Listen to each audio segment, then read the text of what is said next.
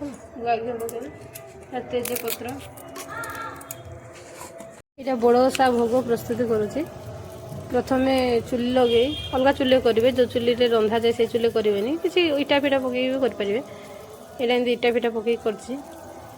এটা গোটে ভালো ডেকচিরে বসাইকি মাটি ডেকচিরে বসাইলে ভালো কিন্তু মাটি ডেকচি ନାହିଁ এইଥିରେ ହିଁ বসাইছি প্রথমে গুଆ ঘিଅ পকাইদেলি তারপরে তেজপত্র জিরা ফুটাই পানি ଦେଇଛି পানি ফুটিগଲେ ସେଥିରେ ଗୁଡ଼ ରଖିଥିବା ଗୁଡ଼ ଆଉ ନଡ଼ିଆ ତାକୁ ପକାଇବି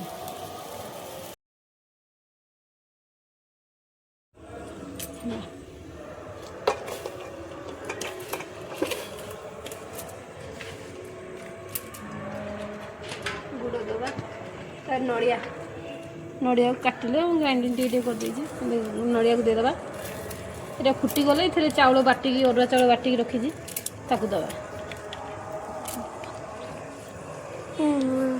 ମସଲା ପକାଇବା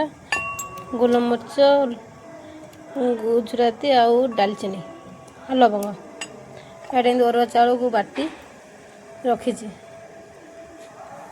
ଏଇଠି ଫୁଟୁଛି ଏଇଟା ଭଲକରି ଫୁଟିଗଲେ ତାପରେ ଅରୁଆ ଚାଉଳକୁ ସେଥିରେ ଦେବା ବର୍ତ୍ତମାନ ଫୁଟି ଆସିଲାଣି କେତେ ମସଲାକୁ ପକାଇଦେବା ଏଇଟା ପକାଇଲେ ଟିକେ ଫ୍ଲେଭର ଭଲ ଆସେ ଆଉ ବାସ୍ନା ଭଲ ହୁଏ ଏମିତି ପାଣି କରିକି ବାଟିଥିବା ଆଉ ଏମିତି ଗୋଳଉଥିବା